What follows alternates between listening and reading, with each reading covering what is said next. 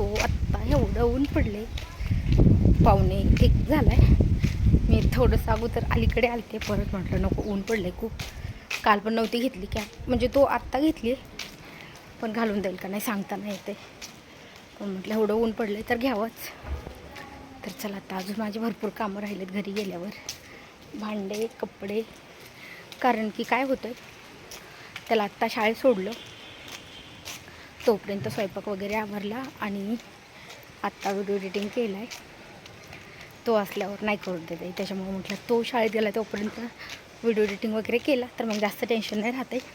Reels पण काढत असते पण आज राहिल्या. आणि आत्ता त्याला शाळेतनं सोडलं की मग कपडे भांडे घेतले की मग थोडा वेळ झोपायला टाईम भेटतो. त्याला पण जेव घालायचं. आणि आत्ता तर नवीनच चालू केलं आहे त्यांनी की रोज कॅरम काही ना काही खेळायला, म्हणजे तो आपल्याला पण बसवतो. रात्री पण 10-11 वाजेपर्यंत 2-3 दिवस झालं कंटिन्यू त्याचं चालू. मोबाईल नाही घेते पण त्याला गेम खेळायला पाहिजे. सो हाय हॅलो नमस्कार. तर तुमचं सगळ्यांचं एकदा आपल्या एका नवीन रेसिपीमध्ये मी सीमा खूप सारं स्वागत करते. तर आत्ता बनवत आहे मी सोयाबीन. तर सोयाबीनच्या खूप साऱ्या प्रकारच्या आपण रेसिप्या बनवू शकतो, पण आत्ता मला ना एवढी घाई होती आणि दुसरी भाजी पण नव्हती. आणि सोयाबीनची भाजी कशीही करा, सुकी करा, रस्सा भाजी करा, किंवा म्हणजे खूप जास्त रश्श्याची केली तरी चालते, किंवा थोडी सुकी म्हणजे रबरबी, थोडासा रस्सा आणि थोडीशी भाजी, कशीही करा तरी पण मला ना भाजी खूप आवडते. तर आत्ता ना थोडीशी घाई होती. सो मी ही संध्याकाळच्याला रेसिपी बनवत होते, चपात्या वगैरे झालत्या, छोट्या कुकरमध्ये वरण भात पण झाला. तर म्हटलं चला आता रेसिपी करूयात. आणि इतकी सोपी आहे की अगदी 5 मिनटामध्ये होती आणि खायला पण खूप टेस्टी लागते. तर त्याच्यासाठी मी घेतलेला आहे सोयाबीन. चपात्या झाल्या, त्याच्यावरच लगेच सोयाबीन आहे तो टाकला आणि थोडंसं 1 चमचा तेल घालायचं आपल्याला, म्हणजे छोटा चमचा किंवा छोटी पळी असेल तेवढं तेल घालायचे. आणि मीडियम गॅसवरती थोडासा ब्राऊन कलर होतो, अगदी थोडासा ब्राऊन कलर होईपर्यंत आपल्याला त्याला छान परतून घ्यायचे. तर शक्यतो सोयाबीनची भाजी मसाला, म्हणजे आपण मसाला वगैरे भाजूनच करतो, पण मी ही ना एकदम साधी सिंपल आणि पटकन होणारी आहे अशी बनवणार आहे. तर बघू शकता सोयाबीनला लगेच ब्राऊन कलर येतो, अगदी 1 ते 1.5 मिनटामध्ये सोयाबीन आहे तो छान भाजतो. आता सोयाबीन भाजला तर आता मी लगेच एका प्लेटामध्ये काढून घेतला आहे. भिजून पण आपण करू शकतो, कोमट पाण्यामध्ये थोडा वेळ ठेवायचा आणि नंतर पिळून काढून तो पण टाकला भाजीमध्ये तरी चालतो, किंवा अशी केली किंवा तळून घेतला. खूप प्रकार असतात सोयाबीनच्या भाजीचे. तर म्हटलं आता चला आज भाजूनच घेते. आणि प्रत्येक वेळेस ना जशी आपण भाजी वेगळी बनवतोय ना तशी त्या भाजीची टेस्ट दरवेळेस वेगळी लागते. आता आपण हा भाजून घेतला, भाजून घेतल्याची वेगळी टेस्ट लागती, पाण्यात उकडून घेतला त्याची टेस्ट वेगळी लागती, आणि आपण जी सुकी करतो ना सोयाबीनची त्याची पण टेस्ट वेगळी लागते. तर आता ही एकदा अशी नक्की करून बघा, ही पण खूप भारी लागते, मला अशी पण जास्त आवडती. तर आता मी ह्याला जास्त काही मसाला नव्हते घालणार आहे, थोडासा लसूण घेतला, तेल टाकलं, तेल बघू शकता अगदी कमी टाकले, खूप जास्त पण नाही तेल टाकलं. तेलामध्ये लसूण तडतडला की थोडीशी हळद घालायची. आता ह्याला जिरे मोहरी काहीच नाही घालायचं.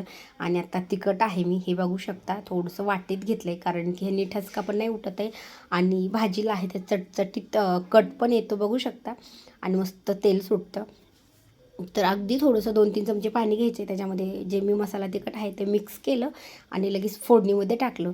आणि आता ह्याच्यामध्ये आपल्याला मीठ लागणार आहे भाजीला, तेवढं लगेच घालायचं आहे. कोथिंबीर असेल थोडीफार ती पण लगेच तेलामध्ये टाकली तरी चालतं. बघू शकता मस्त आत्ताच भाजी कशी छान दिसते.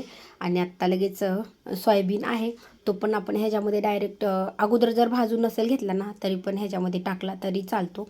आता जो सोयाबीन आहे मी जास्त पाणी न घालता म्हटलं ह्याच्यातच, आणि आपल्याला सुक्की बनवायची असेल ना तर अशीच बनवायची, फक्त थोडं थोडं पाणी ॲड करायचं आहे, जास्त पाणी घालायची गरज नाही.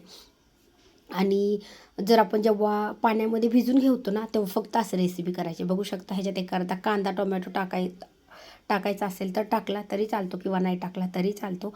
आत्ता मी ह्याच्यामध्ये थोडंसं दही ॲड केलं कारण की होतं, आणि मी दही कधीच नाही टाकलेलं सोयाबीनच्या भाजीमध्ये. तर म्हटलं चला पहिल्या वेळेस आपण थोडंसं असं दही पण मिक्स करून बघूयात म्हणजे कशी लागते काय.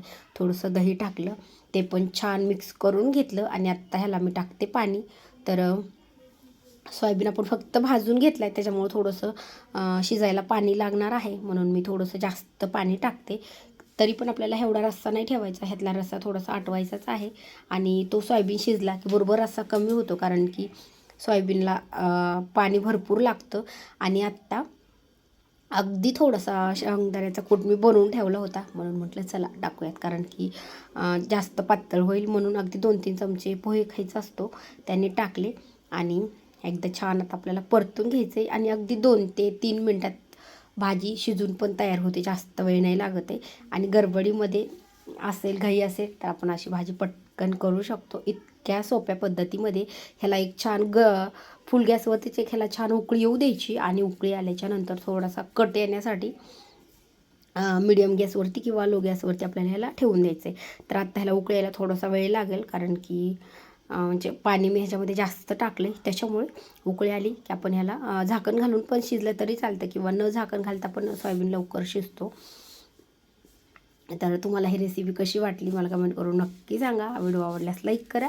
चॅनलवरती नवीन असाल तर चॅनलला पण नक्की सबस्क्राईब करा. त्या साईडला बेल आयकॉन आहे ते पण क्लिक करा, जेणेकरून माझ्या प्रत्येक नवीन व्हिडिओचे नोटिफिकेशन सगळ्यात आधी तुम्हाला भेटेल. आणि भाजीला बघू शकता आता मस्त छान उकळी आली आहे. तर आता आपल्याला ह्याला 2-3 मिनटं कमी गॅसवरती थोडासा कट येण्यासाठी ठेवायचं आहे आणि कट पण छान येतो आणि भाजी पण चांगली शिजती.